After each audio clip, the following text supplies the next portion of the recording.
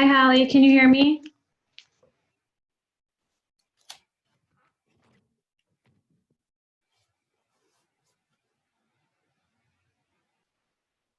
Oh, I think you're muted. Hold on, I'm going to unmute you. There you are. Okay. Okay, can you hear me? Yeah. Okay, great. Okay, I was like, why can't I hear? Okay, I'm going to also make you a co-host. Okay, so I just made you a co-host as well, too. So you should see a little bit different stuff now. Okay. All right. Do you want me to turn your video on, too? You mean which video? You mean the two I sent you?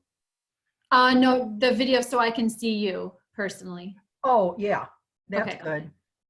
Okay, I'm going to ask you to And start the the video. second here, I got to arrange the back of this chair. My height is Okay. slipping. Okay. Start your video.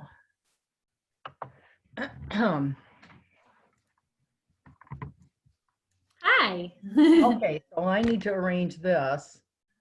There. Is that more centered? Is that better? Yep, that looks great. Okay, because the Yep, that last looks time I put it up higher, because the last time it was like I was in one of those optical illusion boxes, you know, Oh. slider at the top. So, okay, as long as it looks centered too. Yeah, it looks great. You look very Okay. nice. Are you ready? Yeah. Awesome. Do we still have 50? We have 61 people now. Oh, nice. Yeah. Let So- me know at the end, would you? Because I keep track of my Coyote talks.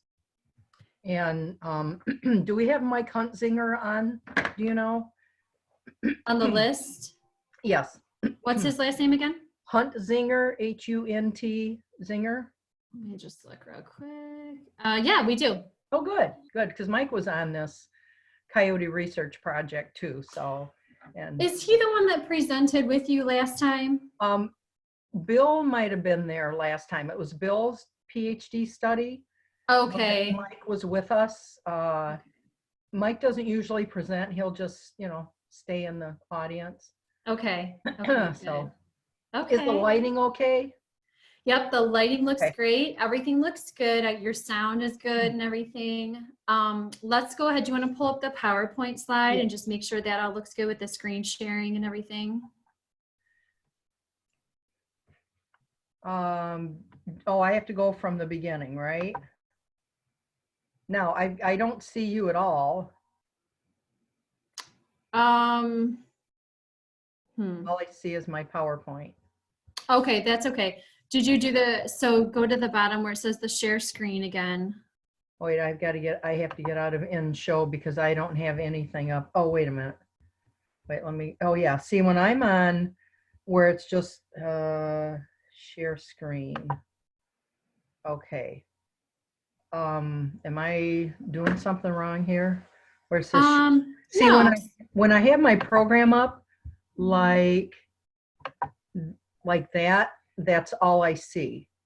Okay. So minimize the PowerPoint and then on the Zoom menu at the bottom, that green button that says share screen. Yes. Okay, so click that, and then it should bring up a window of options of what you want to share. Uh-huh. And you should see your PowerPoint or your computer desktop as one of those. Yes, I do see the PowerPoint. Okay, so click on that one. Do I double click? Maybe. Because I clicked once, nothing happened. There you go. Okay, I'm starting to Oh, see cool. something now. Let's see. Okay, perfect. So now I see your PowerPoint, and then, yeah, you'll just do it from beginning Okay. when we're ready to start. And then do you see me over on the sidebar, my camera still? Yes. Okay, Perfect. perfect. I Okay, have good. both of us here. Okay. So when people join in, this is what they'll see. They'll just see you and I, and then they'll see the Okay. PowerPoint screen. We will see underneath your picture, or I'm probably on the bottom. Right. Underneath my picture, you'll start to see all the boxes with their names as I admit them Oh, in there. okay. But you won't be able to see everybody that's on because there's so many. So it'll be like pages and pages. Okay. So don't worry about, that's the part I'll kind of be managing and everything. And then the hardest part I hear is during the presentation, you're going to feel like you're talking to nobody because you're just talking to your computer. But just remember, there's 60-some people listening, so we're all here. It's just, I'll have to imagine them in my bedroom here. yeah, just imagine we're all here. The other thing we can do is, if I do this, do you see a thumbs up on my video? Yes. Okay. There's also another, hold on real quick. Wait, while you're doing that, I'm going to go across the room. I see the glare here. I'm just going to shut a drape. Oh, yeah, that's fine. Yep. Drape, so Totally, that's totally the fine. glare. You know, I'm going to put my, hold on a minute. Sorry. You're okay. Take your time. I forgot to, I need to leave my phone in the other room because it's been Oh, going yeah. crazy. Did that cut down on the glare? Not really. Let me shut the other side. Okay. I do have a shade I can shut, but I think that might be too dark. Oh, there's still a glare there.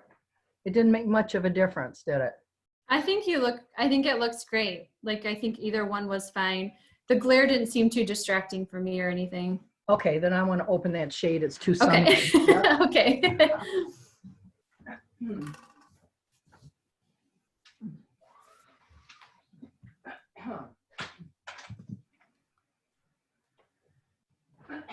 Okay.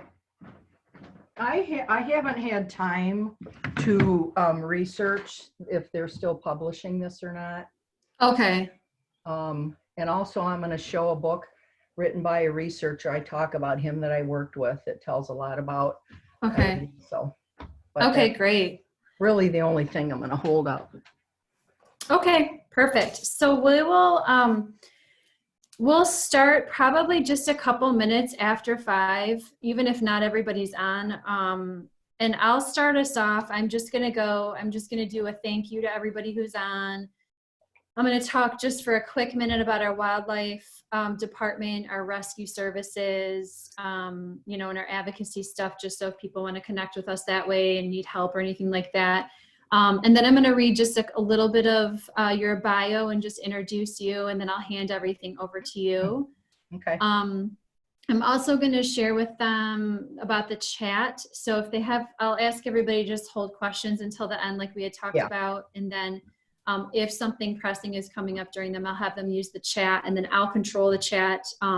So if for some reason there's some question or something that pops up during your presentation, I might pop on and just say, hey, Hallie, so-and-so was wondering this. But I'll kind of weed those. I'm only going to interrupt you if it's something that, you know, is really pertinent at that time. Otherwise, I'll just ask people to wait. I'm going to suggest that everybody has a piece of paper and pencil so they can jot their questions down for the end if they have them. And let them know that you're probably going to answer most of the questions that are popping up for them anyways. So, okay. And then after your presentation, so do you feel like timing wise, do you need me to help you at all with timing, or are you pretty good about being able to manage like your time?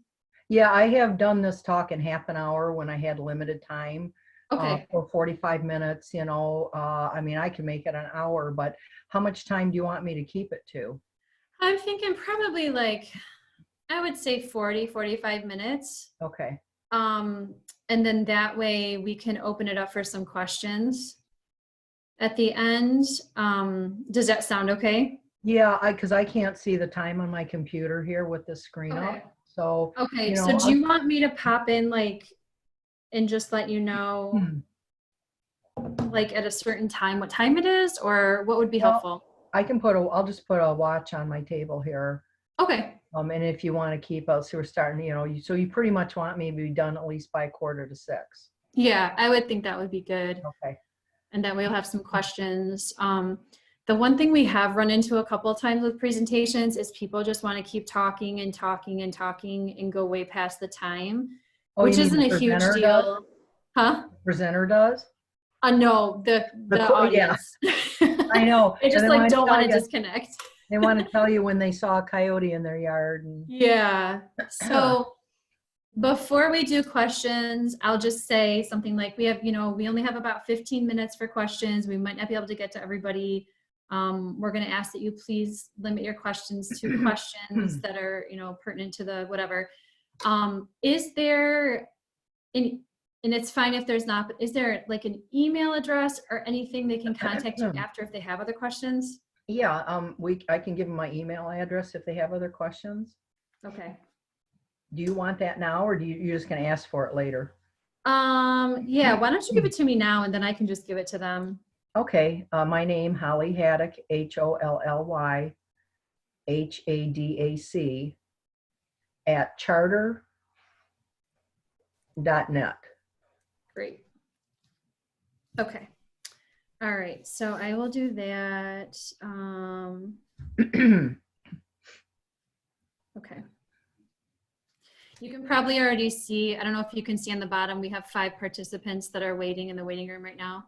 Oh, yeah. So don't worry about that. I'll manage all that. Okay.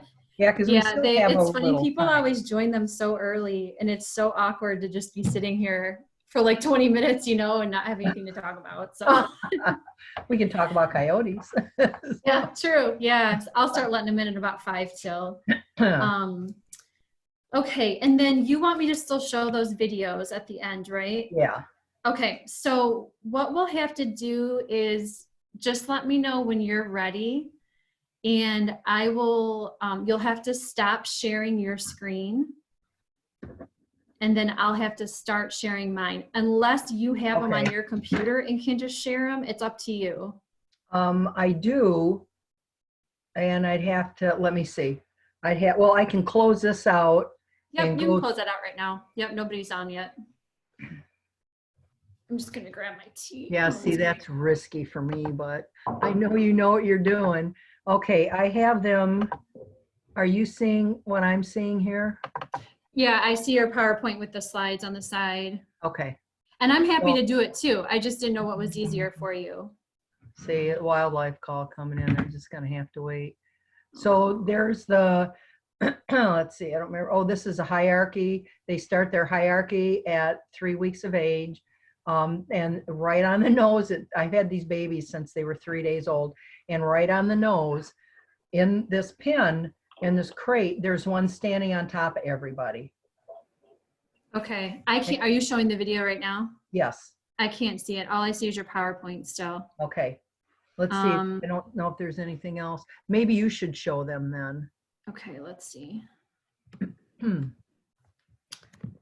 I am going to. You want me to close out of it? I think try if you click on share screen again. You know what? I actually can stop sharing your screen for you, so you won't even have to worry about that. Give me just a minute. I'm going to try that real quick. I'm just going to click yes. Okay, and then are you still there? Yes. Okay, my screen just went black. Okay, good. It's like, what happened? It just freaked me out. I'm like, no. Okay.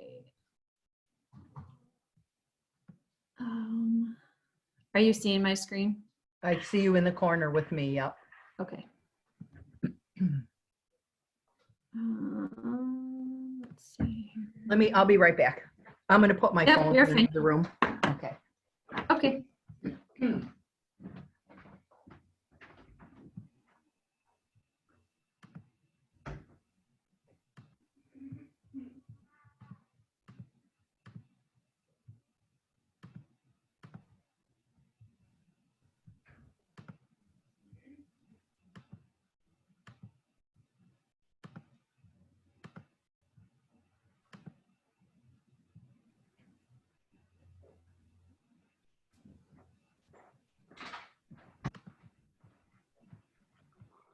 Okay. I got rid of it for an hour and a half. Okay, so I've got your video here. Oh, that's your PowerPoint. Sorry, I just opened the wrong one.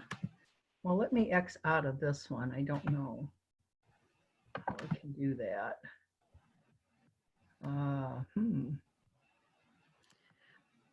Can we hide that bar at the top of my screen? Because I need to get up there to X out. Okay, let me see if I can stop your sharing. Oh, there we go. Oh, Is that there you good? go. Okay. Yeah, let me I'm gonna minimize see. you. Okay. There we go. Okay, that's gone.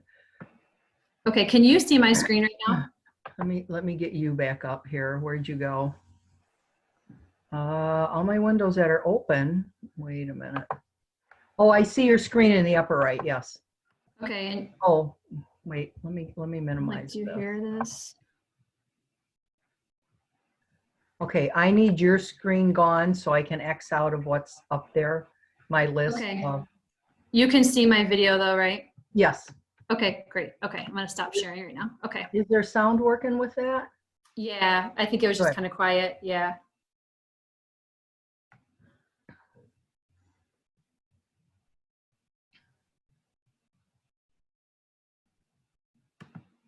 You know what? I can minimize it. Duh. I got to the minimize thing, so I'm good. Okay. So let me bring my PowerPoint back up. Okay, you're there. Close these. Close everything I don't need. Yeah, we end up with a lot of stuff open. I know. Okay. Let's see if I've got your download. I got a fawn call yesterday, my first fawn. It was just for advice, but I think we're doing this just in the nick of time. Oh, good. It's gonna get crazy. Yeah. Say all hell breaks loose. Yeah. Yeah. So I cannot open the one Coyotes in the pen download for some reason. Not letting me open that one. It's only letting me open the Oh, that's too bad. They're like 5 hierarchy one, which is weird. Well, if they want to stick with us, I could try it on mine. Okay. If you have to tell me how to do this, and if they want to stick with us, they can see it. They'd really Okay. like that when everybody thinks it's so cute. And I have a point in showing that too, because they never heard my voice. They never heard a vacuum running. You know, the only time I touched them was to put them in a crate to take them outside. It was March, so end of March, beginning of April. It was really cold, so they had to stay in at night, and they went at that pen outside during the day. So the point is that when they habituate very easily to people, wild animals do. If you treat them like they're puppies, there was a rehabilitator on the west side of the state that had 2 coyotes, habituated them so badly she had to give them to zoos. Oh, wow. Releasing them as wild animals. So these puppies that I had went up north to a rehabilitator there for release. And she kind of did that, I guess, because she told me they used to put harnesses on them and take them down to the river to play, and you shouldn't be able to get near them like that. And she couldn't get near mine. Oh. So she just, I mean, they had a huge pen they just built.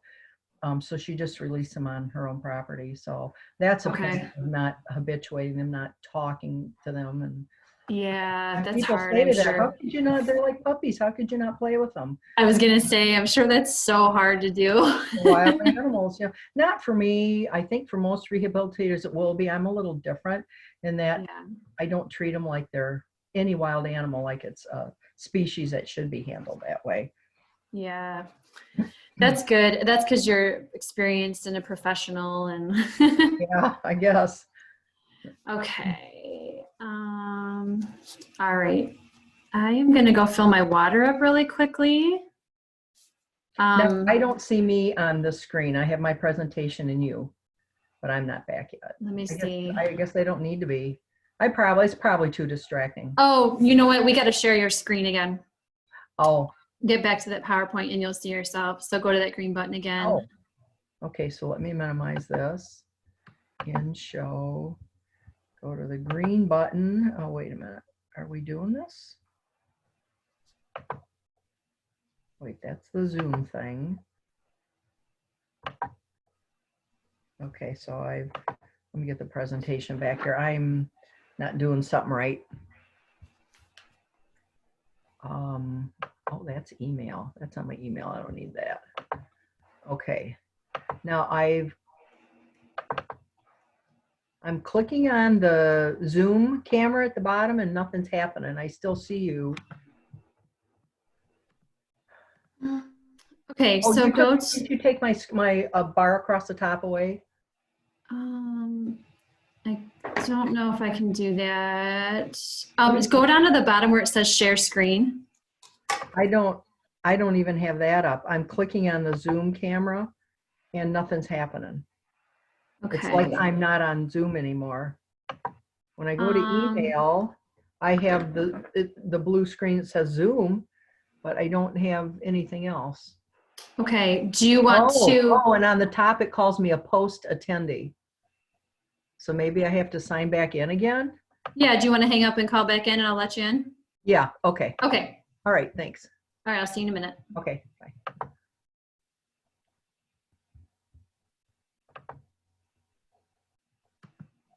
I still have you up there. Okay, so it's doing the download thing. I'm going to get a watch. Oh, there we are. There you are. A share screen. I'm supposed to click on that? Yep, share screen. Okay. And then just pick whatever's PowerPoint. where your PowerPoint is. Okay. Okay, I haven't seen that stuff before. I have a screen that says user management, route management, and I've got the list of names. There you go. I'm looking at your stuff. I just saw my bio. Okay. Oh, am I sharing my screen still? Oh, that's because I'm sharing mine. That's why. Okay, I just stopped. Now what do I do? Okay, at the bottom it should say share screen. Yes, yes. Okay, sorry. It was totally my fault. I see your cat there. Okay, now I'm clicking on my program. All right. Okay, now we're both back. And I just clicked on my program from the beginning. Okay, so now my program's there. Okay, great. And you're on. Let me get my watch out. Okay.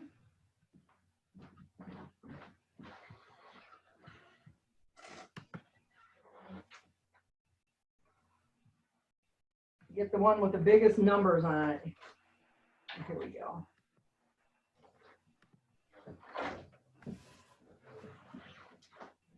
Okay.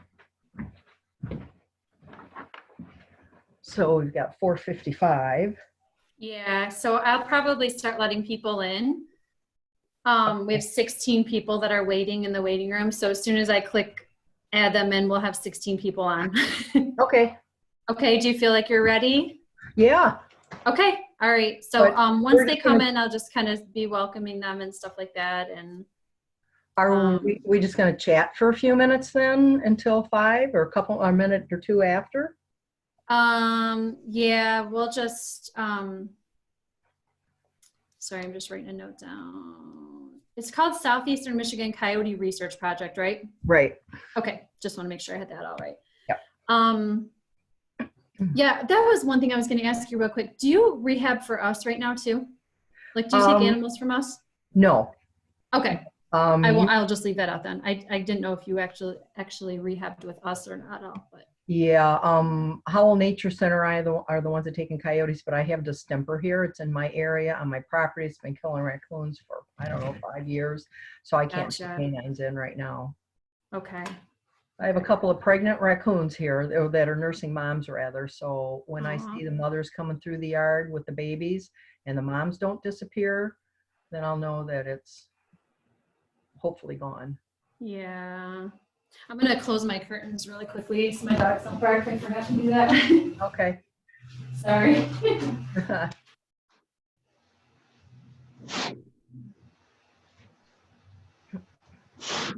Okay. Oh yeah, that makes a difference. Okay, I'm back. All right, I'm gonna open it up for people to come in. Okay. All righty, let's see. Now I have 20 people have entered the waiting room. Is that going to disappear from my screen? Yep, everyone's entering. Hello, everybody.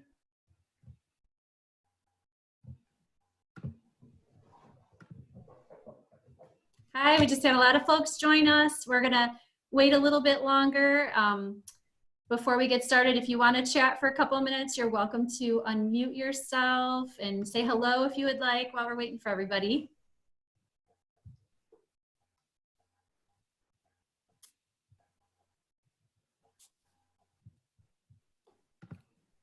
Those of you just joining us, hello. We're happy to see all you guys here. And just if you want to take your mute button and turn it off for right now, you're welcome to. If you want to turn your video on to say hello, you may. Before we get started, we'd love to hear from you and say hi. See a few of you waving. Hi there. Hi.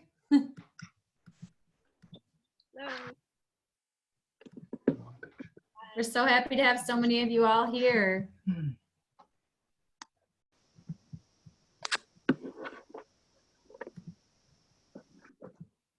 right. Is it cool if I stay and listen to it?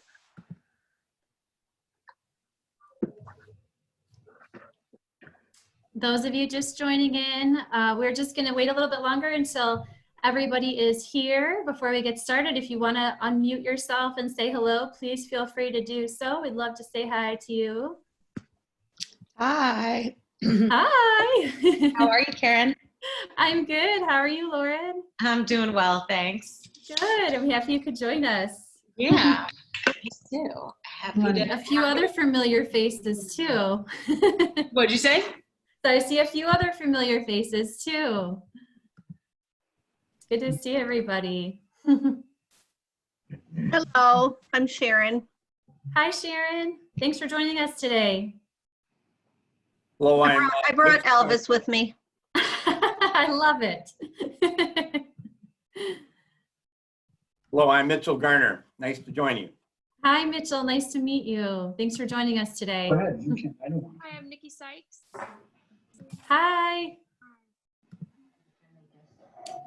All right, we've got a lot of people joining in. Those of you who are just joining us, welcome. We're so happy to have you. If you would like to unmute yourself and turn your video on, you're welcome to, and just say hello. Helps us to remember there's people out there watching us and that we're not just talking to our computers. I was telling Holly that's one of the hardest things about these presentations is you just feel like you're talking to yourself the whole time. Someone that wants to. Yes. Oh, Hi I there, see some I'm cute. Tina. What was that? Hi, I'm Tina. Hi, Tina. Thanks Hi. for joining us today. Sure, I have a horse farm and we've had coyotes around that worries the borders, so I'm really interested in this. Great. Good. This will be perfect for you. Well, Good. Tina, make sure at the end you ask me about the issue we supposedly had in Oakland, Lapeer counties with a coyote at a horse farm. It Okay. was in the news a few years ago, so we can talk about that too. Okay. I remember that. I see some furry friends on your cameras as well, too. I see some dogs and a couple of cats. And mine are sequestered. They're not allowed in my room right now. They're would be too disruptive. Yeah, mine are kind of the same, too. I had to close my curtains and everything so they don't bark at a squirrel or whatever. Yeah. While we're doing all this. Can't hear you. So you're- Yes. All right, we've got a couple Oh, more we're people. waiting though, Tina. I'll tell you, a quick incident that happened. I got called to a coyote at a horse farm. The lady looked out and their horses were in a half circle facing their run-in. And she went out to find out why, and they had cornered a coyote in the corner of the run-in. Really? Yep. And it was a little skinny, but it was okay. So it wasn't Wow. something I needed as a rehabilitator to get involved with, but yeah. Yeah. Wow. So he was maybe sick? No, he was, I think, just looking for extra food, grain that had fallen out or something, but Oh, I see. Yeah. Okay. yeah. And, he just got himself into a situation he shouldn't have been in. So, Mm-hmm. but the horses corralled him. So Oh, so they knew how to take care of themselves. he was scared. Yeah. Well, they're 25 to 35 pounds. We'll talk about that too, but Okay. they're not very big. And they're timid animals. That's the first thing I'm going to talk about. Yeah. So. Those of you just joining, welcome. We're so excited to have you guys here. Feel free to take your or unmute yourself and turn your video on if you'd like to say hello. We're just kind of chatting for a bit while we're waiting for everybody to join in. So we'd love to hear from you. Thanks for rescheduling this. That's great. Yes, we are so happy we can offer this virtually. I know we had a really good response to the one. We always like to hold them in person so we have more chances to ask questions, but we're so glad you guys are able to join us today. Thank you. Thank you very much. Yes. Let's see. I think, Holly, we'll just wait maybe about 1 more minute, then we'll go ahead and get started, okay? Okay. I think we've got people kind of constantly flowing in, so give everybody just another minute or so. Yeah, when I do the in-person talks, I might wait 5 minutes or so because people are always coming in late. So Yeah. that's how life is. Yes. I think it's the same thing virtually too. Well, it's beautiful out there today. People want to be outside, maybe. Yes. Yeah, it is beautiful. All right, well, we'll go ahead and get started. First, I just wanted to introduce myself. My name is Karen Patterson, and I am the Vice President of Volunteers in Humane Education at the Humane Society of Huron Valley. And we are so excited to have everybody here today. Most of you probably know that we previously had this scheduled for March for an in-person workshop. And unfortunately we weren't able to do that. So we're really happy to be able to bring this to you virtually. So huge thank you to Holly for doing this with us today. We're really glad to have her. A couple of quick notes I just wanted to mention. We are going to, once we start the presentation, we're going to mute everybody as well as ask that everybody turns their video off. We just have a lot of people on the call today and want to make sure that Holly is able to present and everybody can hear everything that she's saying. And then we are going to have some time at the end for some questions and answers. So I suggest if you have a notebook or pencil, paper, or something, and you want to jot things down as we're going through, you will definitely have some time to talk with Holly at the end of the workshop today. We're probably going to go about 45 minutes, and then we'll have a good 15, 20 minutes for questions at the end there. Also, some of you may be familiar, on the bottom of your screen, you can see a chat box there. If you do have a question throughout her presentation, I will be communicating with people through the chat box, so feel free to add something in there, and I can jump in and ask Holly the question that you're wondering. She did let me know a lot of times the questions that come up she does get to throughout the presentation, which is why we usually wait till the end to ask questions, but feel free to use that chat box whenever you need that. And then I just wanted to make sure everybody knows, Humane Society of Huron Valley, we work quite a bit with domestic animals, as you all know, but we also work largely with wildlife, and coyote are one of the amazing species that we do work with. And we want to just, we're really happy to have this opportunity to help educate everybody about how to coexist peacefully with coyote. So we're so happy to have all of you here. I wanted to make sure everybody was aware that we have some really wonderful resources at the Humane Society of Huron Valley. We have a 24-hour rescue line that you can call if you find any sick or injured animal. And we also have a wonderful humane wildlife removal service as well too. So I don't know about you guys, but if you've ever had a skunk in your garage or anything that you might need some help with or some advice for, we would love to have you reach out to us. We have a really wonderful team, and we have a lot of great networks that we work with as well too, that have a lot of experience and great knowledge in working with all different kinds of species of animals. You can find that information on our website. It's hshv.org/wildlife. And we also, I wanted to give you our direct line to our rescue services. So if you call 734-661-3512 and leave a message, one of our rescue officers would get back to you promptly to help you out with whatever situation you need some support with regarding animals. So I just wanted to make sure you knew about that. We also have some great advocacy efforts going on for all animals, including wildlife. And I wanted to make sure everybody knew about our Animal Defenders Facebook page. And it is a great way to stay up to date with current topics that are related to animals and advocacy, whether in the state or federally. And also we do have a great Animal Defenders email group that is on our website as well too, under advocacy, where we send out action alerts, we send out pledges, all sorts of great information. So we'd love to have you join that as well.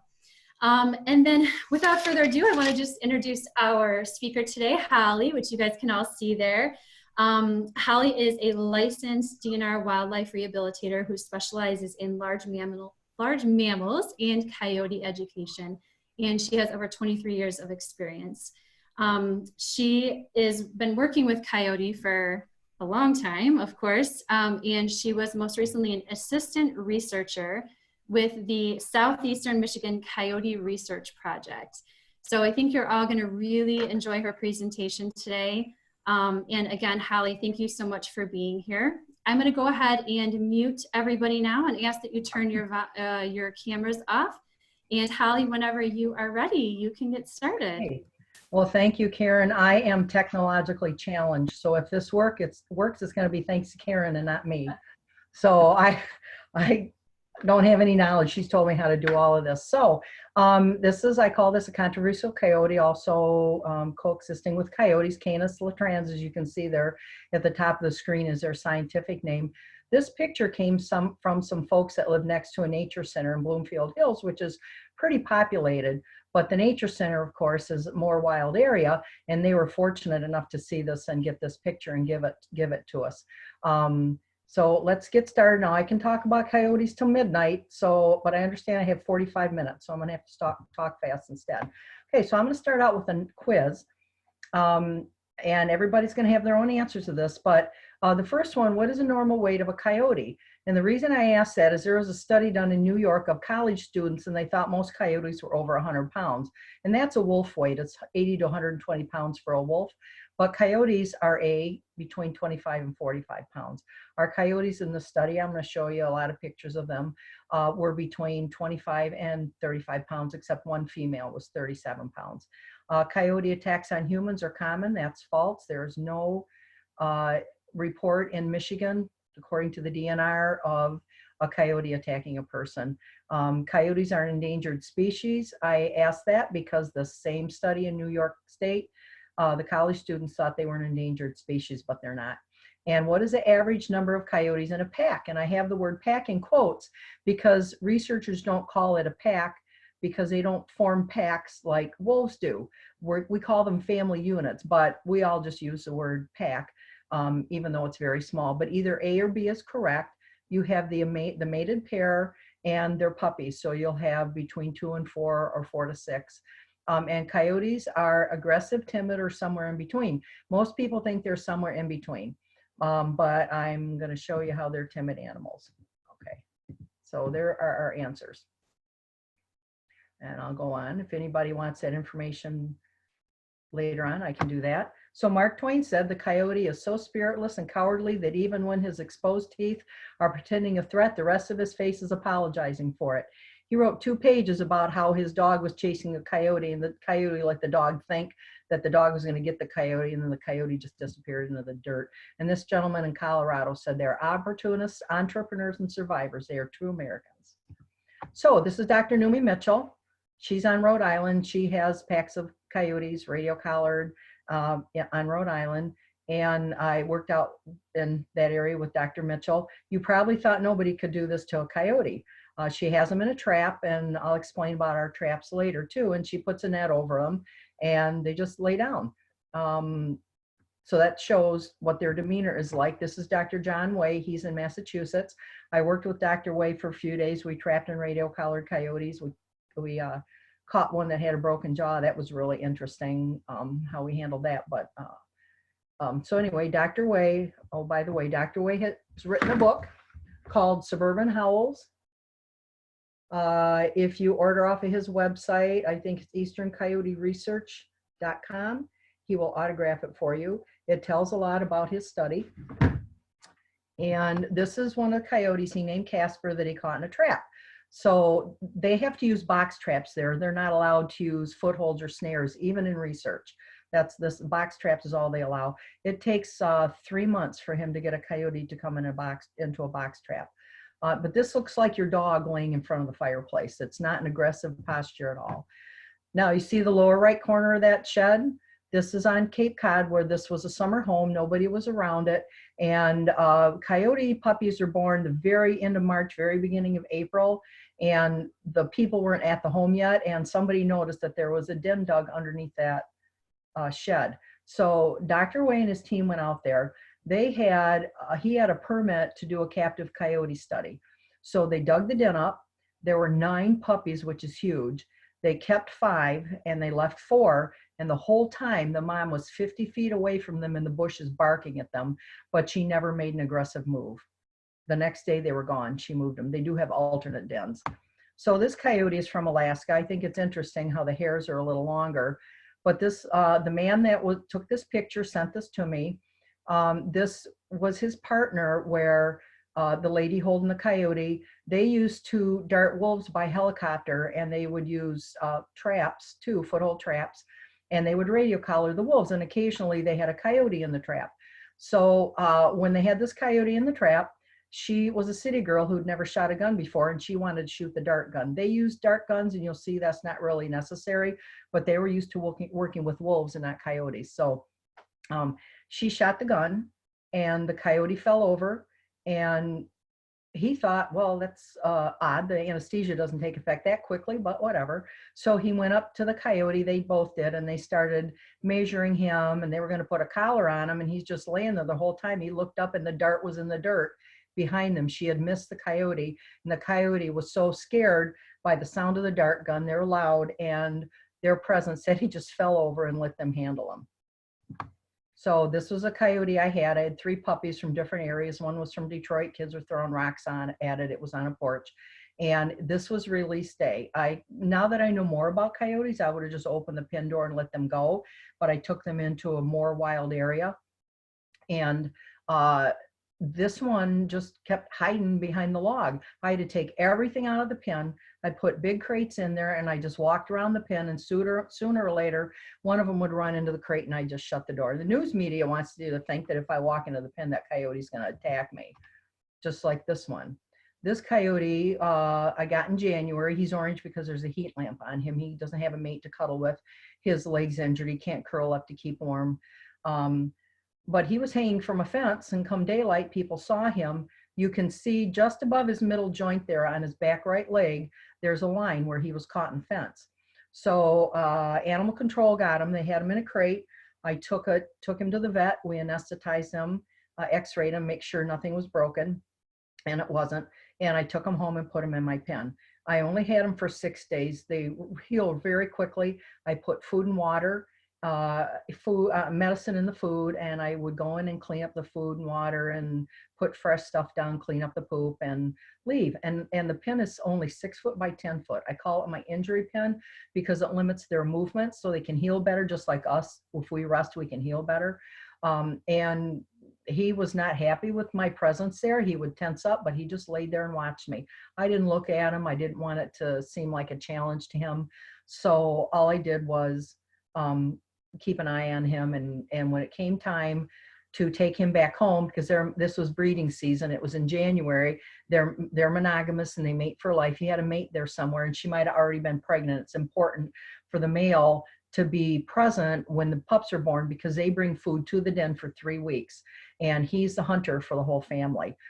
So I had to take him back home. When it was time to take him back home, I just shoot him into that crate and took him back home and let him go. A couple months later, I had a muskrat. They're nasty little buggers. They have bad attitudes. Every time I walked into the pen, he tried to bite me. I had to carry a board around in front of me so he couldn't bite my legs and my ankles. So this coyote's more timid than that muskrat. Okay, these are 3-day-old puppies I had in 2015. It was the very last day of March. You can see the black stripe down one of their backs. That's typical of coyotes. When they're really little, sometimes it's hard to tell the difference if they're a lighter color to figure out whether they're foxes or coyotes, especially gray foxes or coyotes. But their umbilical cord falls off at 3 days, and 2 of them had umbilical cords and 2 didn't. There was a family out walking in the woods and they heard whimpering, and they're in a little pile in the middle of the leaves. Somebody, who knows what happened, got them out of the den and dumped them in the woods. So these are the puppies you can still see the black down the back. These are the puppies, I think here they were about 4 weeks old. I have a couple videos at the end I'm going to show you of them. They never heard my voice. I never talked to them. The only time I touched them was to put them in a crate and put them in an outside pen for the day and then bring them back in. And there's a picture of them. I think they're 5 weeks old here. There's a digging box there. I use this for fox too, this pen for fox. And the digging box allows them, foxes especially like to dig.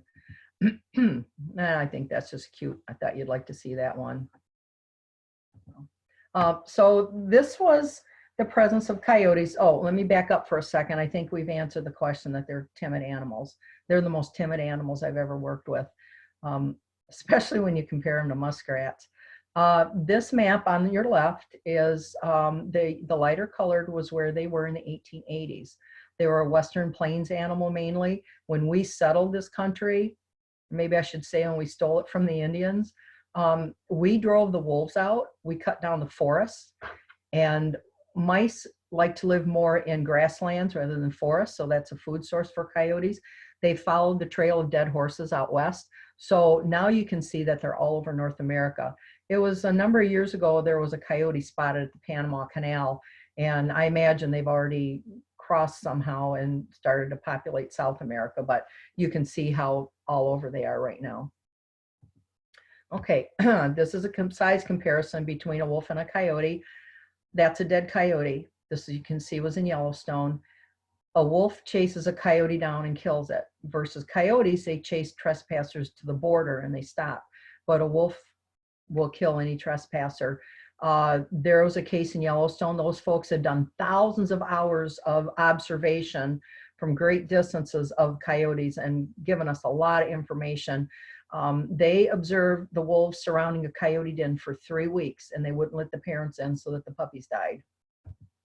Okay, so if you see the prints out, this is a comparison of our dog prints and a coyote print. You can see that you see all 4 nail marks from the dog, but not the coyote. Plus dog prints are spread out more compared to coyote prints. This is a picture of adult and baby coyote prints. This was in April, I think at the end of April, when we were looking for places to set coyote traps for the coyote research project. And this is a picture of a coyote print I found that completely matches the diagram you saw comparing to a dog print. So if you ever see that, that's a coyote print. Now, basically we have 3 types of coyotes.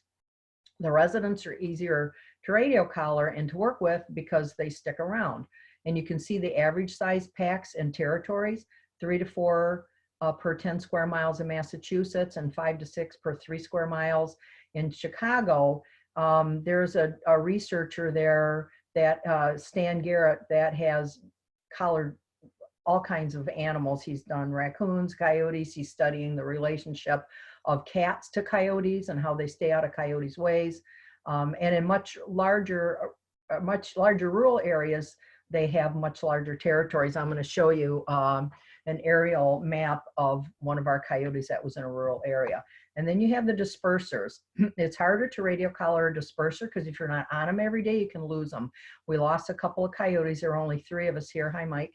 he's watching too. And Debbie. And if you're not on them every day, then we have a hard time finding them after that. When this one first coyote, Lance, I'll show you a picture of him when we first radio collared him. He left home in September one year, and I found him every night for 4 months until I saw him with a mate, and I was sure that he had settled down. It was really interesting watching him bounce around a couple of townships to find his own territory and a mate.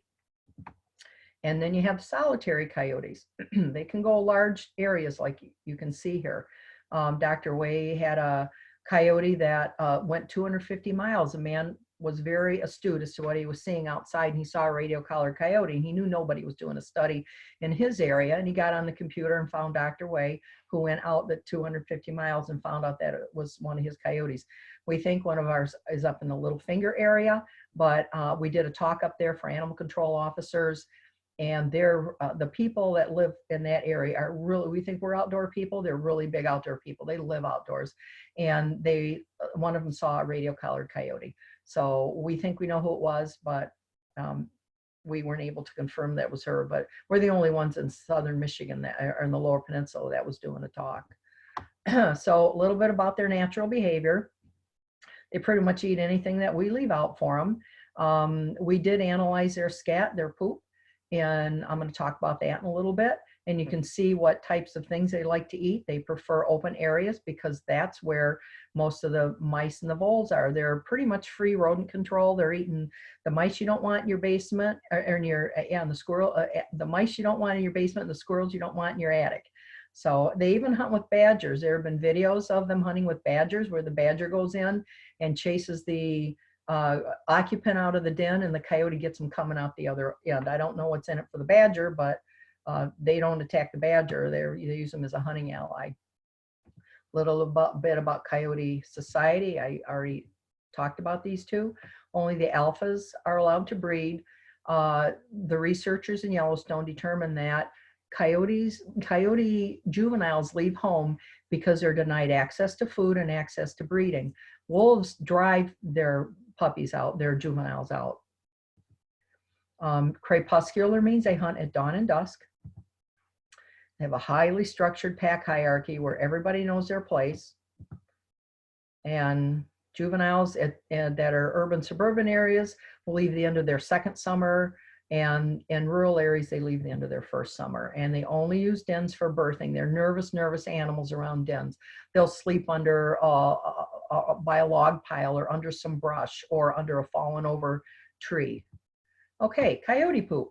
So you can see this looks a little different than dog poop. Dog poop has blunt ends. Coyote poop has tapered ends. And you can see how much hair is in this. It looks more like hair holding some poop together. All right, this is a den of Lance, one of our coyotes. That day he was hit and killed by a car. And a police officer called me in the morning, and I was able to go down and get him. And because I'd spent enough time with him before dark, I pretty much knew where the den was because he was in one certain area every late afternoon, early evening, before nightfall. And then he started moving around. And after he died, then we went out in the woods and found his den here. I don't remember the dimensions of coyote dens. I think they're a couple feet wide. And I believe it was a couple hundred feet up the hill, there was another den. They do have alternate dens in case there's a disturbance, like maybe mange or ticks or something, you know, human interference, where they can move the puppies to other dens. So you can see a lot what happens to them with the death and disease, and how many end up in the Chicago study, especially, were hit and killed by a car. Most prevalent diseases are mange. I'm working with a lady now that just texted me today. I love mange cases. It's a piece of cake to fix. All it takes is a little bit of vigilance. It's more worry than work. So she just put some medicine out with a certain schedule and food, and watches a coyote get the medicine with, or the food with the medicine in it. The DNR lab told me there was only one coyote in Michigan that had heartworm.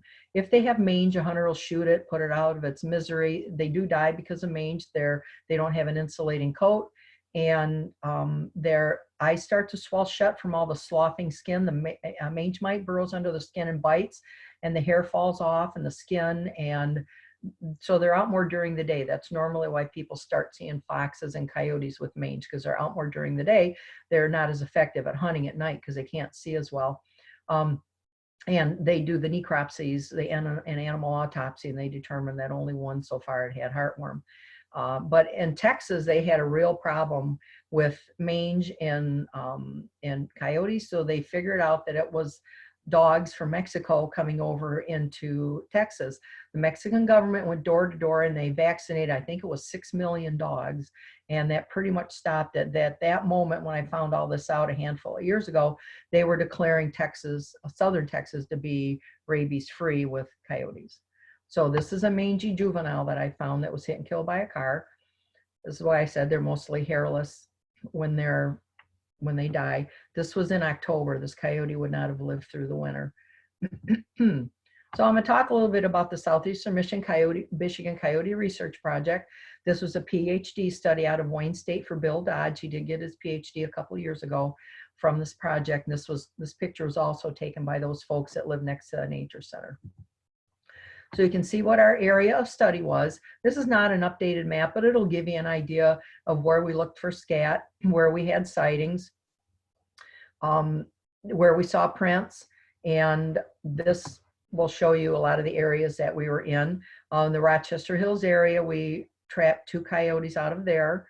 The other ones we didn't, but if you ever want to see coyote poop, go to the Rouge River in Dearborn. That is a travel corridor for them, and you see that river, that's probably a divider between territories. I'm going to show you a map from the Massachusetts study about territories and how tightly controlled they are, but that's a gold mine for coyote poop. It's all up and down there. Bill even saw some in Dearborn, which is a highly populated area, in the summer of 2008. So this was our first coyote. It took us 2 hours to process him. I think we got it down to like 20 minutes by the time we were done. I think we had 8 coyotes. I don't remember the exact number. And this started in 2011, and I'm talking past tense because the batteries are dead in the collars now. We don't have anybody to track. You'll see the foothold there. This looks like a completely different coyote from the next picture I'm going to show you. He's more reddish blonde here, and he looks more like a German Shepherd in the next one. But you can see the trap there on his leg, and at the very bottom, you'll see 2 black strips. That's rubber. That's called an offset trap. It's padded with rubber, and it doesn't close all the way. You can set the pan that the animal steps on to a certain tension to only trap a certain weight of animal. And coyote paws are kind of like our cat paws, where you squish your cat's paw and it's really soft. They don't have retractable claws, but I like to play with their feet when they were anesthetized. It was just like really soft, and we never hurt anybody in their feet. So anyway, so he looks more like a German Shepherd there. So we did what Dr. Mitchell does. I just walked up, put the net over them, and they fall over, and we anesthetize them. Put a towel over their face. Any wild animal is calmer if they can't see what's going on. I don't know if that works with domestics or not, but it works with the wild animals. And we were just waiting for them to go to sleep there. We kept the trap on while we were doing this because at first, because we didn't know how it was going to go. After that, once they were anesthetized, we took the trap off.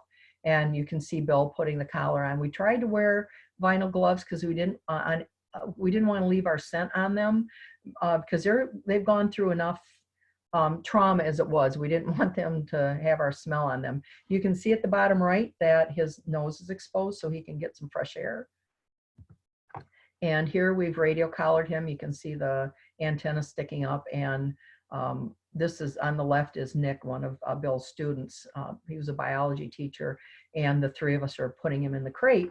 We gave him a reversal medicine, and we put him in the crate and wait for him to recover. And you can see the collar or the radio antenna there underneath his ear, the silver part of the antenna. What happened frequently is the puppies would chew the rest of the antenna down, so we just ended up with that little nub.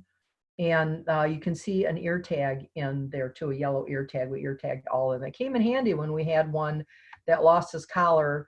I think it was in a fight. That's another story, in a fight with another coyote. And he ended up with mange up against somebody's apartment building. And Howell Nature Center in Livingston County took him, but we knew it was him because he had his ear tag in. So when they were recovered, I opened the door of the crate and they never left.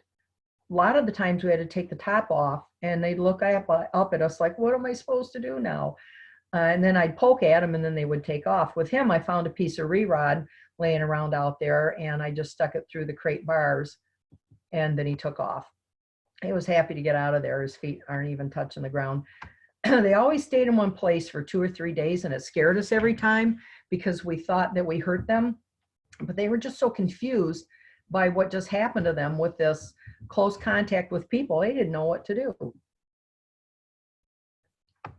And that's Bill on the left, and Nick on the right using the tracking equipment, the antenna and the receiver. So we would triangulate their position. We had to go, you'll see on the map on the right, the 3 places where we were with the yellow dots to triangulate where we found this coyote. And in reality, sometimes I had to go to maybe 5 or 6 places to get good, clear readings so where I could see where he was. These antennas, these receivers are supposed to pick up that collar from a mile away. There's one time I heard one from 3 miles away. It just really shocked me when I got that close that it was 3 miles away. So this was Lance's 16 square mile territory. He had a 30 square mile home range. Rural coyotes having a bigger territory range. So at the top part, you can see the east-west road in white where it says Orion Charter Township. That's the north end of a dog park. And I'd find him during the day sleeping there underneath pine trees when dogs are running all over the park. And I want to go, hey, everybody, we're proving the media wrong. But nobody saw me. You know, I always kind of hid between cars and things like that. And let me go to this next one because you can see better at the south part where it looks like there's a path mode underneath Walden Road. Those are power lines, and those are like travel corridors for coyotes. The grass is cut lower and they can get to the mice a lot easier. He did travel that. So his territory was the south part was a south territory line was the power lines. The north part was where the dog park was on Clarkson Road. And just to the east of the lake where Joslyn Road is, there is an abandoned railroad bed that people use, you know, for hiking and running and biking. And that would be his east territory. And then the west territory this is a county park where the dog park is, was along Baldwin Road. So here's a picture of the ones on Cape Cod. And you can see how tightly packed these are. They overlap a little bit, and home ranges are bigger than the territories, and sometimes the coyotes get caught. When I was working with Dr. Way, we saw a coyote that he had radio collared trespass on another couple's territory, and they came out of the woods just moments later, and they were really upset. But that's another story about that coyote was on their property. So we lost Lance. It was puppy time and he had a set of puppies, and I think that he left that area for a den because it was a dog park, and maybe he thought it was competition, I don't know, but he went further west out of the dog park, and that's where he had his puppies. And then I know someone that lives on the east side of his territory who told me he saw 2 coyotes and neither one of them were radio collared on that turf. So I never found him in that park once he left where his territory was. So I think when it came puppy time, they moved west of there to have a den in the puppies, and he didn't maintain his territory in the park and he lost it to another pair. So then he moved south and I couldn't find him until we got a call from a maintenance guy that came in early one morning and saw a radio collared coyote on the edge of his property, and he notified the DNR, and I went down there and found him. So we put a trail camera out. We'd had a couple of them stolen, but we put a trail camera out so that we could get pictures of him on private property without having our camera stolen. You can see his radio collar there. And then we got this one. And I thought, well, it's either a territorial challenge by another male because they'll poop and pee on their territory to claim it, or it's his mate. And then we got this one. He's the one on the right with the radio collar on. So that was his mate that was pooping, leaving her calling card. This is Carly. We got her down in River Rouge. She was in a snare. Now, a snare is a loop that goes over a trail. It has a stopper on it because a coyote will choke itself to death trying to get out of a snare. And we had 2 coyotes that day. So we processed the first one that was closer to us, and then we went down to take care of her. We had a trail camera on there. So those smokestacks that you see back there are from US Steel plant. And I believe that that was a train to the left. There was a train track running right behind where she was. And I think that's from a train on the left side there with the smoke. But you can see how it's all matted down. She was really running around there trying to get out of it. And you can just barely see the snare wire from on the inside of her right front foot. So we put the net over her, she fell over. And that's Bill holding her down. So this red star is where we got her, where we trapped her. You can see the subdivision to the left. This is DTE property where we had her. And to the right is all US Steel, 3 miles of buildings, US Steel. When she left home, she went down, we lost her until somebody had, we stumbled upon a comment on Facebook that someone in Woodhaven saw a large wolf. She was 37 pounds. With a radio collar on, hop a fence in their backyard. So we were able to find her again. So this is Svent. We got him in Rochester Hills. You can see the mesh he's laying on and the hooks. We hooked him up to a scale and we would weigh them and then radio collar them. You can see again how his nose is exposed. So he's anesthetized there. His nose is exposed so he can breathe fresh air. And yeah, there's our happy camper. And then when I took the top off the crate, he bolted. I think I had to poke at him too. His feet aren't even touching the ground. But you can see in the crate and the right side towards him, that yellow stuff, that's betadine. When we would put the ear tags in, we squirted the heck out of the holes because we didn't want anybody to get an infection. And to our knowledge, nothing ever happened. And this is Bill Dodge. This is a coyote that we trapped down at the Fort Dearborn plant. This was his first coyote. And he wanted, his goal in this whole thing was to study the movement of females around dens. But we kept getting males. And the first time he got that one, he didn't put a collar on. I said, you're going to regret that. And he did. But so we didn't have this one to track. But you can see at the top there, his mouth out of the pink towel. It was just like freeze frame with him. I put the net over him. He fell over and didn't move after that. He was just so petrified. He probably fainted. So this is Eljo. This is a puppy that we got at the same place where the people sent us those pictures of the mom nursing her pups. And he has mange. So I took him home for a few weeks, gave him medicine, lots of food, fattened him up. We microchipped him because you can't put a collar on a growing animal. So I told the police there, if you have a coyote hit and killed by a car or something happens, to call me and we'll see if it's him. But we never heard from them. So this was Brett. This is his territory. This is in Pontiac, which is a very busy area. The yellow dots are locations where we found him. But going on a north-south, northwest to southeast area, that's Dixie Highway, very busy highway. The north-south road is a Telegraph Road, which is a very busy highway. More to the very bottom at the right where the circle is, that's the county jail. There is a railroad yard right nearby. So you can see here that they live in all types of territories. You can see all the subdivisions around here too. So back to the coyote poop. This is how we, yes. Can I ask you just a quick question? Uh-huh. We had a quick question about, do coyote regularly jump fences or hop fences? Yes. All these animals do. They get their legs caught all the time in fences. Yes. I get calls all the time about deer with broken legs. If they're hit by a car, you can normally tell because they'll be scraped in other places. But if they're just having a broken leg or an injured leg and there's no other injuries, it probably hopped a fence. When I drive, I see fences and I wonder what the heck those are there for. A lot of them are old time farms that aren't farms anymore. So please, if you have that on your property or see anybody that does, please see if you can have those fences removed. I went to a fawn that was hanging upside down on a fence, tried to get into some berry bushes, and it had a broken leg, and it was just too far spent and it had to be euthanized. And there was no reason for that fence to be there anymore. It used to be a farm, but it wasn't anymore. So I hope that answers the question. So, so we made notations about where we got the poop from. We weighed it.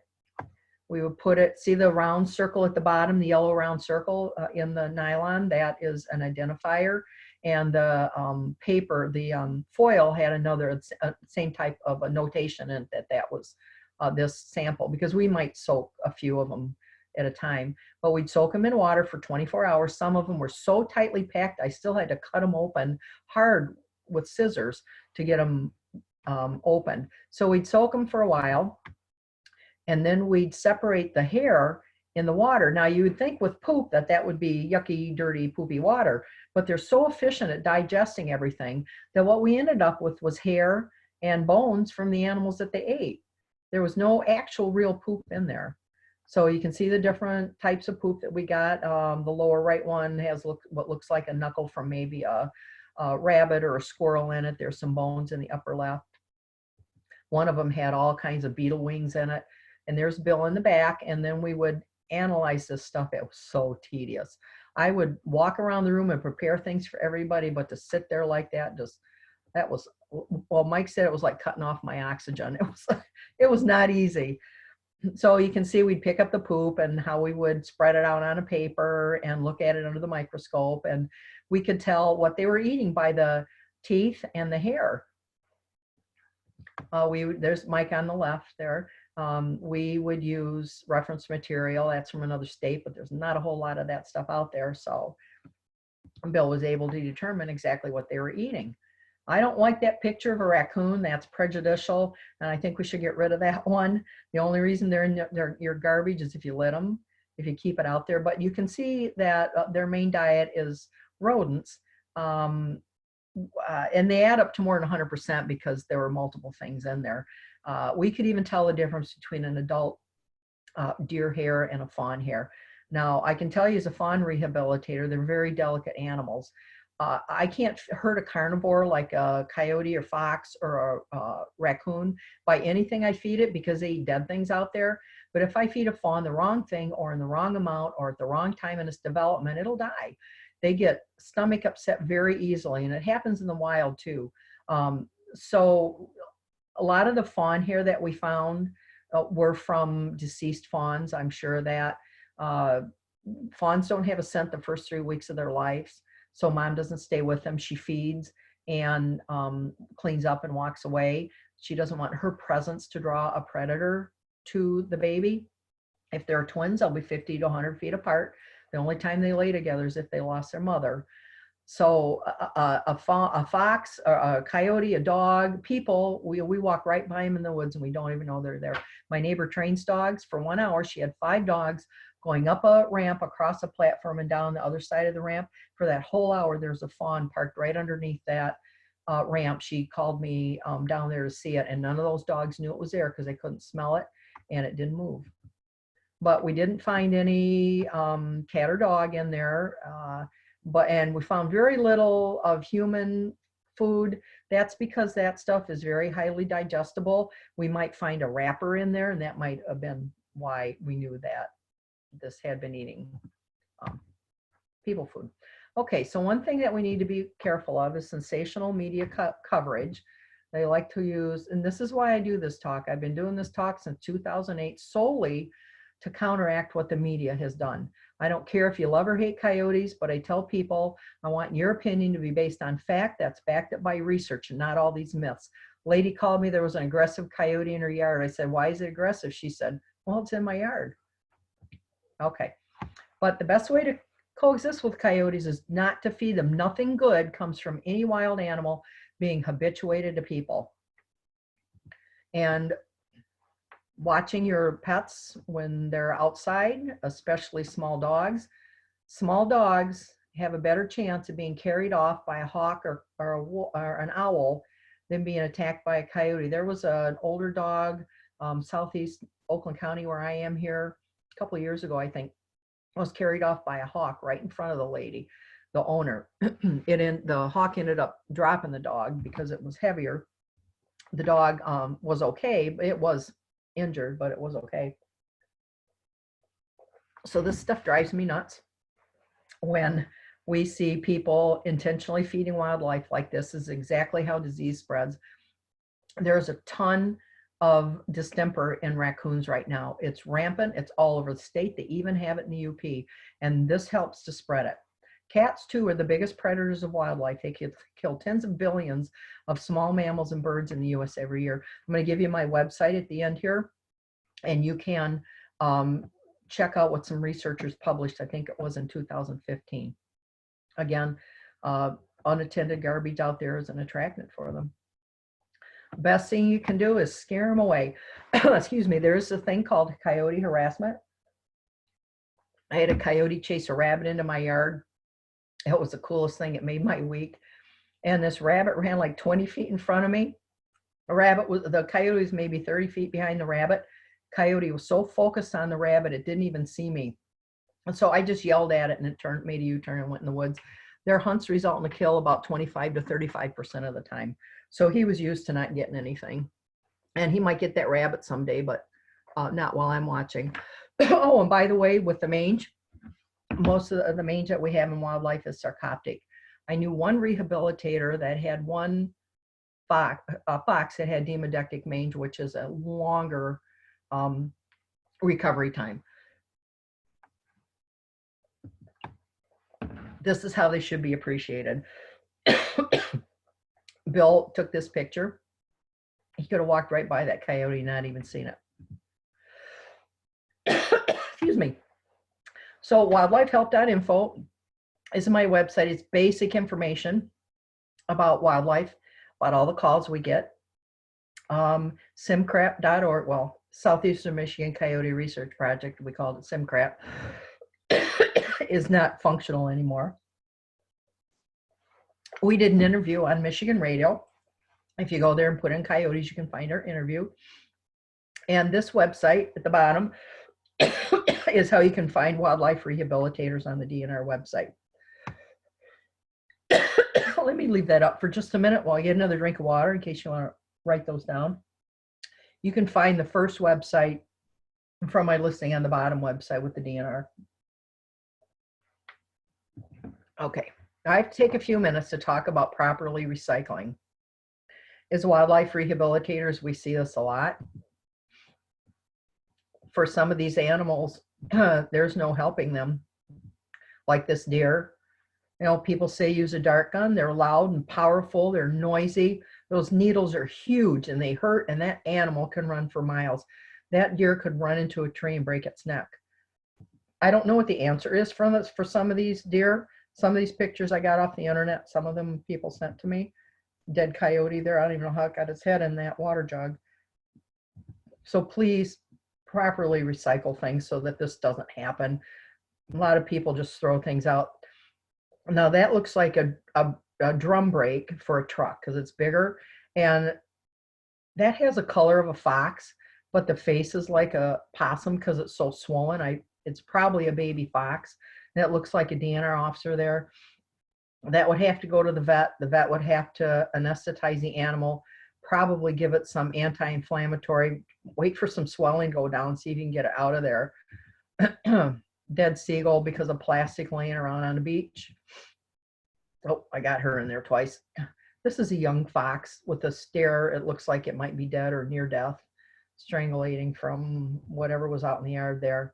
I get this kind of yogurt. I cut a big chunk out of the side of it so that won't happen. And look at this fox that was in a jar for a lot of its life. It went into another rehabilitation center. That baby was going to be okay. See this deer with the speaker on its hoof? She's really thin. Fortunately, the babies are old enough now that if something happened to mom, those are pretty big babies. They probably would have survived on their own. And this last thing I want to show you is going to help save a lot of fawns. People kidnap fawns all the time because they don't see mom around. And I already explained to you how mom doesn't stay with them. But see that shadow behind the eye? That's an indentation. That's a fat pad that's depleted. When that fat pad's depleted, that baby needs to go to a wildlife rehabilitator. People think because a fawn's laying by itself, they scoop it up. If that fed pad's not depleted, I make them put it right back. That baby doesn't need help. The fawn will let you know when it needs help. That indicates that that's a big problem and you need to contact a wildlife rehabilitator about it. And please, if you pick up a fawn, don't take it in the house. Let it be around the dog, and all the kids in the neighborhood come in and pet it. Everything that's done to a fawn that's unnatural and abnormal is a strike against it. It gets so many strikes against them and they die. It's called capture myopathy, and it's simply stress. And the end. Great. Thank you so much, Holly. We have a few questions already, and then people, once we get through these, we can kind of have people just jump in and ask you directly if that's okay. So the first question we got is the research that you were referring to still going on? And if not, is there any other kind of research going on that people can be involved with at all? No, the batteries and the collars are dead, so we don't have anybody to track. There's was a study going on in the Upper Peninsula, but he was studying, I think, the predator-prey relationship. It wasn't for basic information like ours was. And there's no other study going on that I know of. I'd jump in if someone did one. It was so much fun. Okay, great. The next question was, how prevalent are coyote in Southeast Michigan, and more specifically in Washtenaw County, if you have any information on that? Nope, we don't know. We think that even the DNR says on their website there's been an increase, but you don't know that unless you do before and after study. But what we do know is that people know what they're looking at now. They don't think, oh, there's someone's dog running loose. Now they know they're looking at a coyote. So we're seeing more, we're recognizing more what this is, but we don't know how many there are. Okay, great, thank you. Mm-hmm. Another question was, are there, as far as you're aware of, any coyote wolf hybrids in Michigan? Well, that's why I'm glad you asked that question, because there have been a lot of myths surrounding that. And I think that's because of Dr. Way. He's been very vocal about getting them named a subspecies, the eastern coyotes. And coyotes in the eastern part of the country about 10 pounds heavier than the coyotes in the western part of the country, because decades ago they bred with red wolves. There was a little smidgen of red wolf DNA in coyotes in the eastern part of the country. But they're 15 to 25 pounds out west and 25 to 35 pounds out east because of that. But it kind of got out of control about this wolf coyote hybrid thing. So. Okay, great, thank you. And then I have a couple more. If you were to see a coyote and run away from a coyote, would that trigger like their hunting instinct to chase after you, or? It could with any predator, but they are so wary of people and so petrified of people that if they saw you, they'd probably run instead. It'd be, the opposite way around. There was a coyote, one of our coyotes was down in River Rouge. I can't remember what town it was in, but I watched her in a field for 7 minutes one night eating probably bugs or mice or something. And it was right near a subdivision, and people with cars were illuminating her as they turned in and out of the subdivision, and she completely ignored them. Versus Lance, who came from a suburban area and moved out to a rural area, when my headlights illuminated him, he would take off. So a lot of the way these animals react depends on what kind of area they're in. People, when they're used to seeing people, they're not as reactive as when they're not used to seeing people.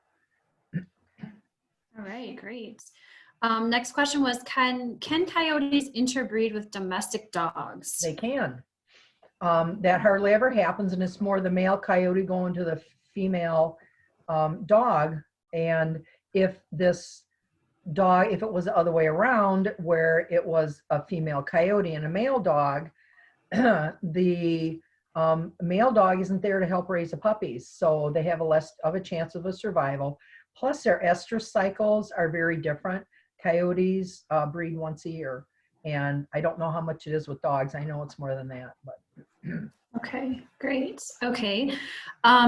Do coyotes call out to attract dogs is the next question. They play with dogs, so they could do that. They call out to talk to each other. I've heard that many times. When I was working with Dr. Way, we watched a mated pair, and one of them was radio collared in a field, and it was so windy that when they both had their heads down, one of them wandered away and went upwind. The one that was downwind, when he realized that she was gone, lifted his head up and howled for her, and she couldn't hear him because she was upwind, but he was waiting for her answer. He howled a couple times, she didn't answer, and then he just wandered off. And I heard Lance one night, I was really close to him, and he was howling and way out. I couldn't tell you how far away it was. It was probably a couple of miles at least, I would think. Somebody was answering him. They yip at each other. If you hear yelling back and forth, that's one pack telling the other pack to stay off my turf. When we observed those, that one that trespassed, when I was with Dr. Way, that trespassed, it went right in front of us on the road. And the mated pair came out of the woods and smelled that. They went back in the woods and got their juveniles. There were 2 of them. So the 4 of them went the other way.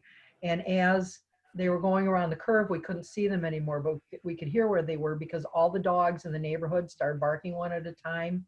And then they started yelling at the one that was trespassing to stay off their turf.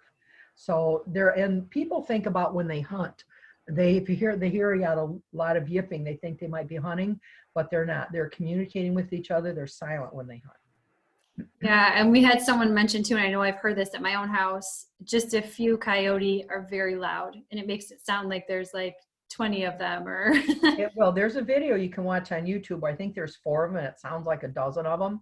It was really interesting when I did find Lance again, and it was time for him to start traveling with the puppies, that they were out howling one night. And the Baldwin Road is a busy road, and it was at 4 in the morning, there's still truck traffic, and it was hard to hear, but I could hear his howling, and I could hear their little puppy howls. It was kind of cute, but they do teach the puppies how to vocalize. Yeah, that's great. I know I always think there's so many because they're so loud, but it's beautiful to listen to as well. Yeah. Okay. A couple of other questions. I know we have just a few more minutes left. So I'll do these questions. So if a female has a mate, because you said they're lifelong partners, yep. And the male partner dies, does the female then get another mate? Yeah. Yes. And what we're finding when there's a vacancy like that, it takes about 3 weeks, at least on the east side of the country where the study was done, takes about 3 weeks for that spot to be filled. These juveniles leave home looking for their own territory and a mate. So they're wandering out there somewhere looking for a territory and a mate. I would believe if it was near puppy season, that wouldn't happen. She would not want a male near her puppies. But there was a case Dr. Way had where one of his radio collared coyotes was hit and killed by a car, but they knew where what we call the rendezvous spot was. Once they leave the den, they don't go back. They take the puppies to a rendezvous spot and they park them, and then the parents go out hunting and bring them food. And he was able to observe the male, the female was hit and killed by a car. He was able to observe the male raise 8-week-old puppies. Wow. So speaking of puppies, one question was, when is the mating season and when are the pups born? Well, pups are born the end of end of March, beginning of April. It was pretty much written in stone. It is pretty much written in stone. A lot of the research will say May 1st, but I found a coyote den with puppies in it. I could hear them in there at the very end of March one year. So the breeding season is January, February. I think the gestation is 63 days, if I remember right. Okay, great. One of our participants is wondering if they're considering getting some chickens at their home. Will that attract coyote? It probably you know? attracts fox more, but it doesn't matter to you whether it's a fox or a coyote. A lot of people are guarding their animals with guard dogs. There are some folks that live in Genesee County that told me that they used to have coyotes coming on their property. They have farm animals until they got guard dogs. They say a donkey is the worst, or I guess the best. As far as the coyote is concerned, a donkey is pretty fierce as a guard dog. But yeah, it could. My vet friend had chickens, and he never had a problem even with foxes. He would bury the fencing down into the ground, and for hawks, he had a net over the top of the pen, and it was quite large so that they couldn't get the hawks couldn't get the chickens. So there's deterrents like that you could do. Also, how should I put this delicately? Maybe urine might help to keep, because that's how animals talk to each other, with poop and pee. So if male was to help with a territory, that might help, if you get what I'm saying. Okay, yeah. Thank you. Do coyote ever mate with their offspring? Never ever heard of that, ever. Okay. When I say they're monogamous and they mate for life, some researchers like Dr. Way have taken, and Dr. Garrett in Chicago area have taken blood from the babies, and they have DNA done, and they're both from the same parents. Okay, that's really cool. Yeah. And then there was a couple. Well, Go ahead, sorry. Too, because the juveniles grow up and leave home, they're not there to mate with each other. Yes, great. There were a couple mentions of seeing coyote run along planes, even at Detroit Metro Airport. Are they endangered at all, or is that just something that they're just seeing them? Do you know? No, everything coyotes do is about the food. They're there because there's some food source, probably mice. But if they're a danger to the planes, I don't know anything about that. I wouldn't think so, other than they might be in danger of getting run over by a plane. But Okay. a lot of people like them because they are free rodent control. Okay, great. So we have just a few more questions, and then just obviously everybody's welcome to stay on. I know it is 6 o'clock, but real quick, I just want to let everybody know tomorrow I'm going to be sending out an email with a survey about the Zoom meeting, as well as Holly's contact information. So if you do have some other questions that come up, you can definitely reach out to her. I think we'll get to these last few questions for today, and then you guys can connect with her, or reach out to our rescue team as well too if you have any questions. So the next one is kind of a bigger question. I know something that we've talked about at HSHV as well too is and the participants stated that there is a nonprofit called Project Coyote in California. Yes. That's working to ban cyanide bombs. Yes. Are those an issue here? No. Or is it more just people shooting coyote or illegally trapping, things like that? Yeah, and Project Coyote does have some information too about harassing coyotes. But they're really misunderstood. The news media really did a disservice to them. They've lied. I can tell you 2 situations where they just out and out lied. I always call the reporter, invite them to the next talk. They never show up. They never return a phone call. I'm sorry, you asked about the cyanide bombs and... Yeah, are those an issue here at all in Michigan, I'm assuming, and more specifically probably in Southeastern Michigan? You know, go ahead. Go ahead, Karen. No, you're fine. Go ahead. That's just the main question. I had never heard of that. I know that the U.S. Fish and Wildlife Service was caught giving some to ranchers when it was illegal out west, because they answer a lot to the ranchers out west. There was a guy, Dick, I can't remember his last name, Crandall or something, Randall, who worked with U.S. Fish and Wildlife Service, and he would respond to ranchers' complaints about coyotes. So one year he said we decimated the coyote population. They pour gas down the dens and set them on fire. They pull the puppies out and bash their heads in. This is U.S. Fish and Wildlife Service. I know a guy that used to do that with the U.S. Fish and Wildlife Service, and he said to me, I won't tell you what we used to do to them, and he shakes his head. The coyotes' response was to have bigger litters and breed younger. They're not going away. So the only thing we can do is, you know, like Karen's purpose here is to learn how to live with them. Yeah. So this Dick, when he decimated the coyote population, he got the same amount of complaints from the ranchers next year, and he knew that couldn't be true. So he quit at that time. I hope that answered the question. So. Yeah, and I think we see that a lot with lethal methods just across the board. They're not effective. The animals end up having more offspring and things like that. And if you're not familiar with cyanide bombs and you're interested in learning more, I encourage you to do some research on those. there's a lot of safety, obviously, animal cruelty issues, but also related to humans and their domestic pets as well too. So I encourage everybody to take a look at those as well too. Okay, Holly, I'm gonna go for just 2 more questions. There's so many. Let's see. So I can stay longer, Karen, if you have the time. okay, that's great then. Okay, thank I you. can talk about coyotes till midnight, so go ahead. Okay. There is a lot of really good feedback too. People are thanking you and telling you they love the presentation. Thanks. So I want to throw that out there as well too. And let's see. Well, while you're looking at that, Karen, let me show this. Sure. From Michigan DNR. I don't remember how long ago I got this, and I didn't research to see if they still have it about coyotes. It's mostly correct. Some stuff may not be, but anyway, it's a good information for you too. I'm sorry, Karen, go ahead. Oh no, you're fine. Thank you. One participant was asking about howling and that she hears howling near her house. And what does that mean?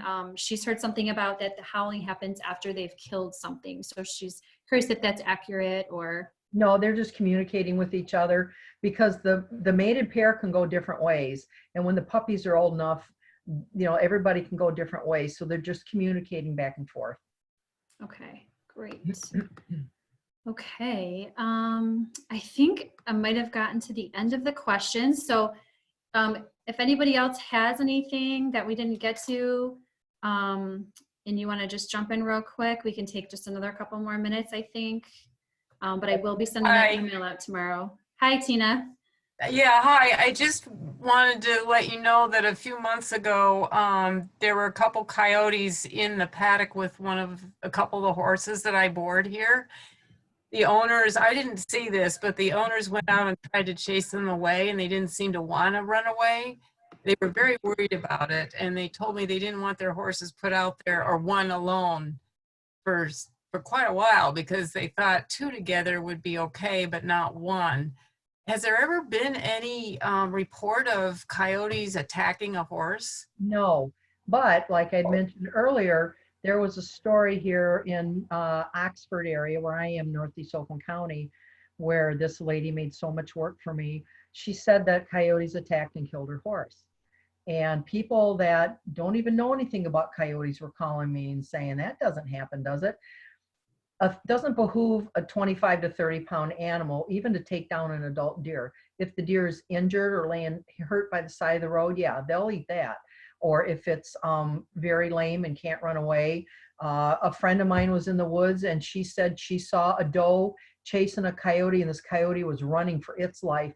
So this coyote got too close to her fawn, probably didn't even know it, and the doe's after him. There's a video online where you can watch a doe attacking a poor dog because I don't know what happened, could have been near the baby, but this dog is just really getting beat up by this doe. So you can imagine, I know horses are prey species, but the coyotes are, which surprises me as huge as they are, but the coyote is probably out there because there's something that they want to eat. They're not there to it. Everything they do is about the food.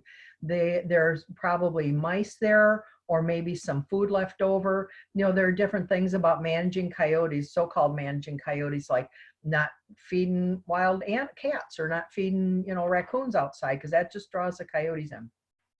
But there were 2 new DNR officers. They were right out of the academy when this happened. And I told both of them that in this area, it's a lot of horse farms, and all these places have big dogs that run in packs. On the news, the only dogs you saw were her little ones that were on a leash. And I had gotten a call from a neighbor that said that he had to shoot and kill one of her dogs because they were attacking his livestock. That another neighbor watched 2 of her dogs take down and kill a healthy adult deer.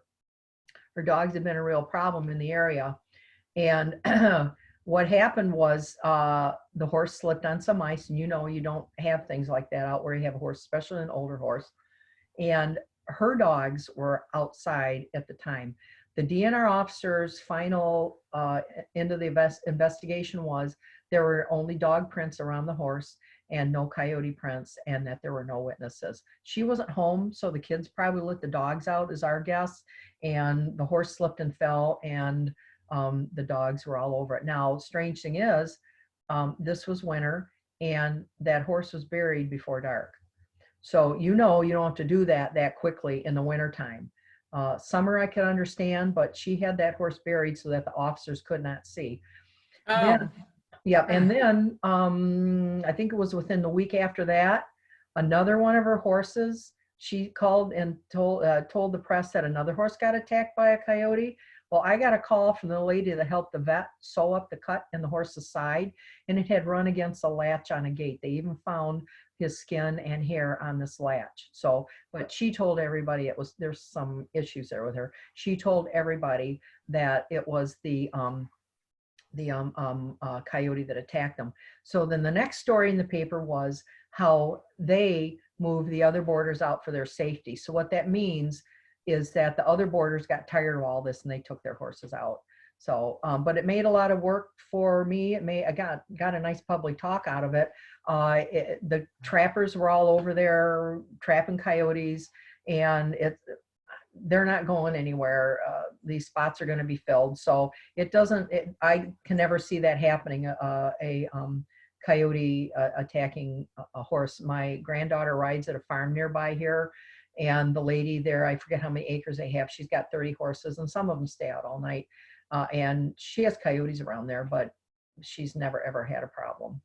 okay. Well, I didn't think so either. I have been worried about it myself, but if it starts happening again, what's the best way to keep them away from here? Well, Or- look around your pasture, see if there's anything that's drawing them in. Are there berry bushes on the ground? Well, the horses will probably eat those.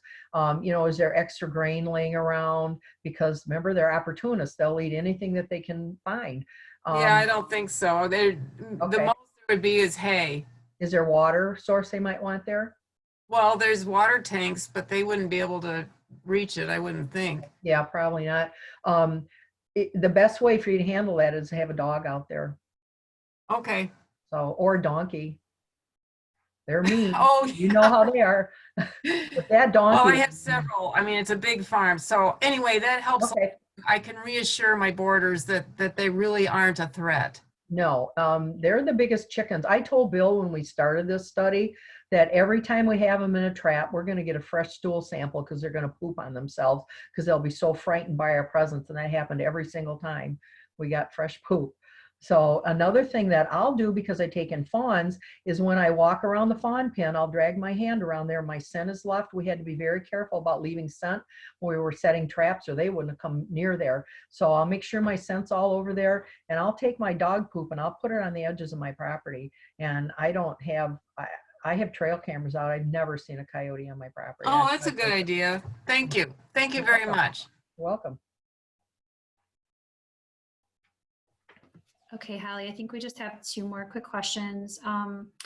Another participant was curious about just what the yapping sound means, the yapping barking sound.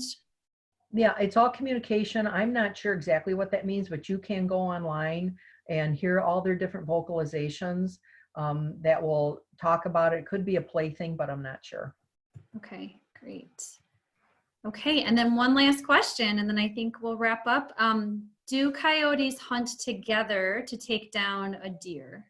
No. Okay. No, they're not coordinated like that, like wolves. Their main diet is rabbits and rodents. They like the smaller animals that are easy to hunt. So, but yeah, that doesn't happen. A lot of people think it does, but they like the smaller animals. So they'll eat the roadkill deer, but that's about it. Okay, great.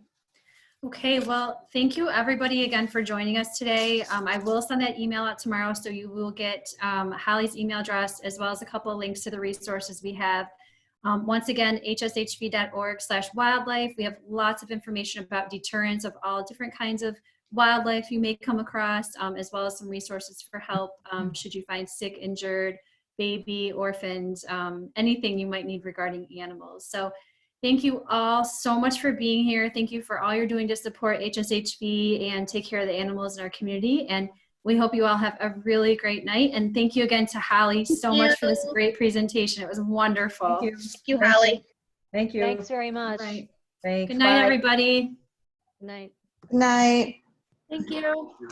Thank you. Bye-bye. Thanks. Bye. Thank you, guys. Thank you. Thank you. You're welcome. Hallie, thank you so much. That was really great. Oh, good. Yeah, that was fun. Yes. I still like the audience there, but, you know. Yes, I know it's different, but it was Yep. great. Yep. Yes. Okay. I'll follow up with you via email. I know we still have a few people on right now. So I'm going to close out the meeting and I'll Okay. follow up with you via email and we'll chat some more. But thank you so much for everything. It was really Thank great, you. Hallie. Yes. You're welcome. Thanks for the opportunity. Thanks, Bye. everybody. Have a great night. You too, Karen. Thanks. Bye. Bye.